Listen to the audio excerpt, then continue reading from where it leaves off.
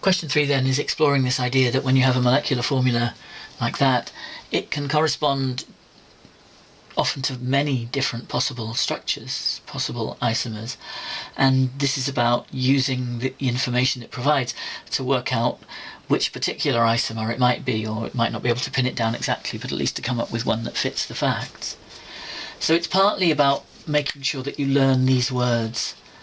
So aliphatic, aromatic, alicyclic, you need to be absolutely clear what those mean, and that was sort of the key to this question. But let's start first of all with thinking about if it was an 8-carbon compound which was just an alkane. Remember, it would be CnH2n plus 2, so 2 8s are 16 plus 2 is 18. So that would be the alkane formula. So you can see that actually the number of hydrogens is 8 less. So you've got 8 fewer hydrogens than an alkene. And what we've learnt is that every time you put a ring into a structure, it takes 2 hydrogens away. Every time you put a pi bond into a structure, in other words, create a double bond, it takes 2 hydrogens away.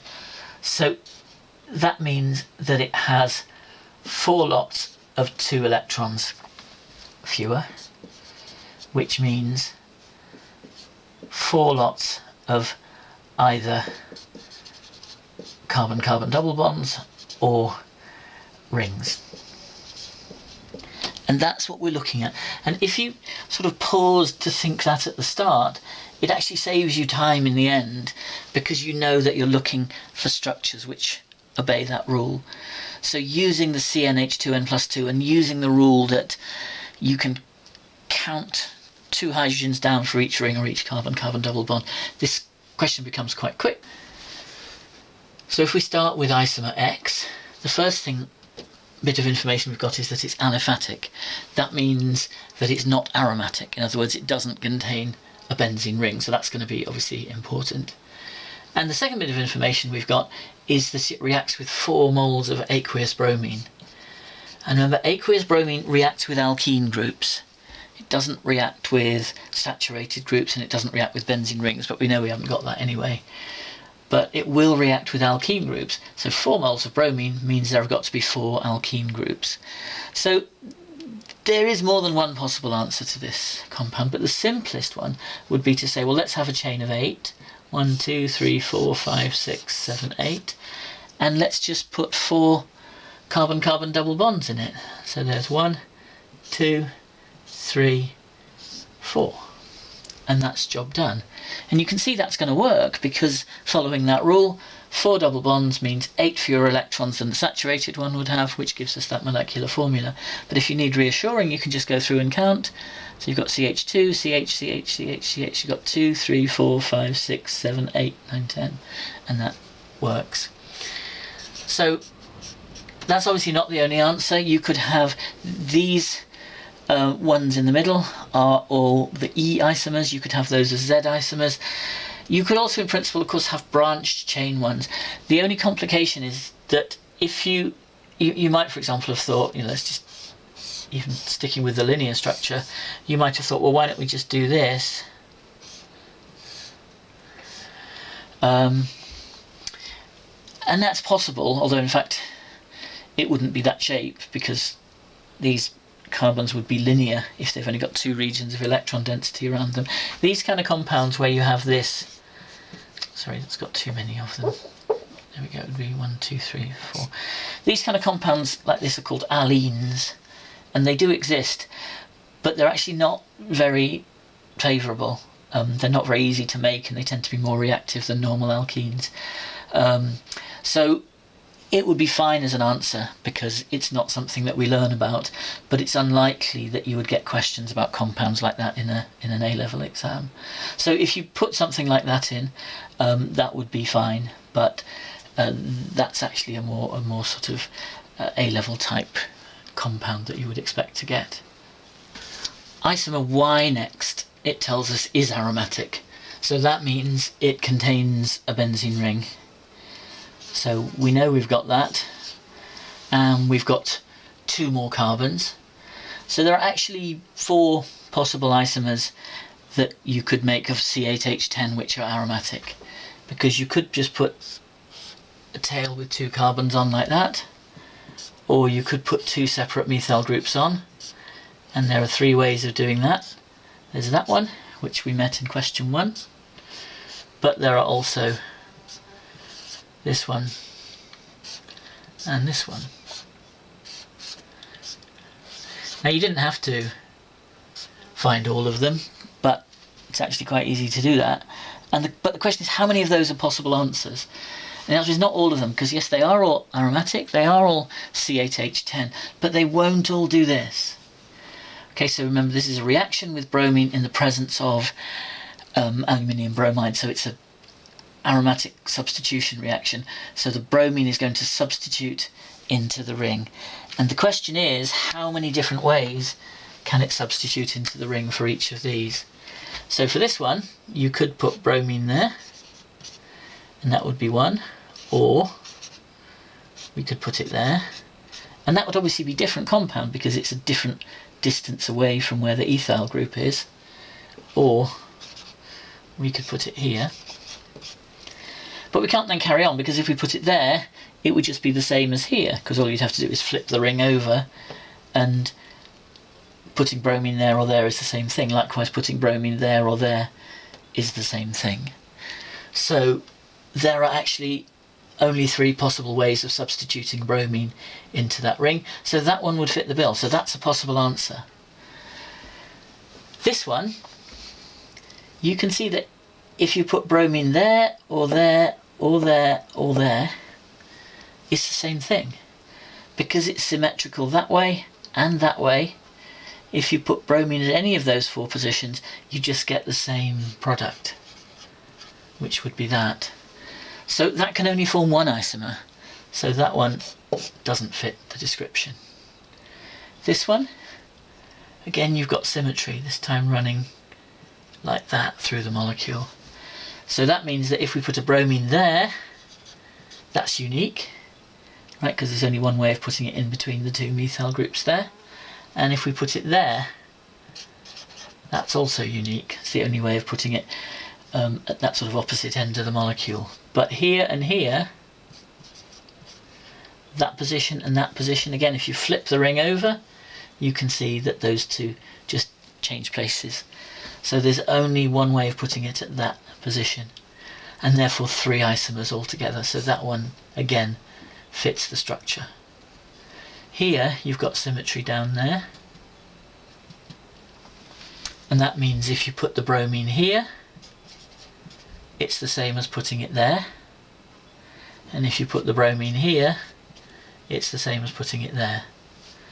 Okay, so there are actually only 2 isomers you can get by substituting bromine into that one because of the symmetry down here. So that one again doesn't fit the bill. Okay, so in terms of the numbers you can form, that one's fine because you could make 3 different isomers, so is that one, but that one you can only make 1, that one you can only make 2. So the possible answers are either ethyl benzene, which is that one, or 1,3-dimethyl benzene, which is that one. Right, now Z is alicyclic. So again, that's an important word. Cyclic means that it does contain a ring, at least 1 ring, could be more than 1, but it's not a benzene ring. Okay, so it could contain 1 or more rings, provided they're not benzene rings. And you can see that depending on how many rings there are, that will affect how many carbon-carbon double bonds there are. So that's where this bit of information comes in, because we can use this to work out how many carbon-carbon double bonds there are, and therefore, by subtracting that number from 4, work out how many rings there are. That's the idea. So, if we recognise this reaction, okay, it's steam phosphoric acid catalyst, you should recognise that as an addition reaction of alkenes. Okay, so when you have any kind of alkene, remember that it adds steam across the double bond like that, so that pi bond breaks, the bond between one of the hydrogens and the oxygen breaks, and you get that formed as your product. So what we're doing is adding waters. We're not substituting anything. Nothing was lost from the original alkene. So we can easily work out how many waters were added, because we know that Z is C8H10, which means that it has an MR of 106. Okay, 8 12s are 96 plus 10 is 106. But the product, once you've added these waters, is 160. So we can therefore work out that 160 minus 106 is 54. And 54 is 3 lots of 18. Okay, in other words, 3 waters were added. And that means that there were 3 alkene groups in the Z molecule. Okay, so that's why those data were important, because otherwise you wouldn't have known how many double bonds and how many rings there were. Okay, so that's the idea, that we've got to come up with a structure which contains therefore only one ring, because we know that we've got 4 things that are either carbon-carbon double bonds or rings, and we now know that 3 of them are carbon-carbon double bonds, so we just want one ring. So there are lots and lots of possible answers. You could, for example, make a ring of 8. Put all 8 of the carbons in a ring like that, and then put 3 double bonds in it somehow, like this, for example. And that won't be aromatic, because you haven't got continuous set of p orbitals overlapping, because that carbon and that carbon won't have one, so that's not going to be aromatic, so that would be fine. Or you could make a smaller ring with a branch on it. So for example, something like that would be a possibility. So lots and lots of possibilities there, but what they must have is one ring, 3 carbon-carbon double bonds, and not arranged to make an aromatic ring. In question 4, we're back with Friedel-Crafts chemistry again, which we already met in question 1. So Friedel-Crafts, remember, is a reaction catalyzed by a halogen carrier like AlCl3 or FeCl3, in which extra carbon chains are added onto a benzene ring, or are substituted into a benzene ring. And what we saw in question 1, and again this is the way to approach this question, is that there's an extremely simple pattern to these reactions, which is that wherever you want a benzene ring in your final structure, that should have been a chlorine at that position in your starting compound, so that you then just get a straight swap, chlorine out and benzene ring in. And that makes it very simple, because what it means is that for this first one, what we want is this bit to be the same, and then because we then want a benzene ring substituted at that position, we would just have that to start with. And then when you do the reaction of that plus benzene, the benzene will substitute where the chlorine was, and that's the pattern that you always get. Straight swap, benzene ring for chlorine group in the Friedel-Crafts reaction. But the key thing is that you have to remember the halogen carrier catalyst. So AlCl3 or FeCl3 would give you that, and then plus HCl, but it didn't ask for an equation. So long as you've got the right compound and the AlCl3, then you were fine. For the second one, there are 2 benzene rings. So again, you just extend the idea and say, well, if we have 2 chlorines in the molecule, so that we have that, then each of them can be replaced by a benzene, and so you'll get that. So you need 2 moles of benzene, 1 to replace each chlorine, and you'd get 2 HCl's. But again, it didn't need the equation, but you needed the compound and you needed the catalyst. So again, AlCl3 or FeCl3 was the answer.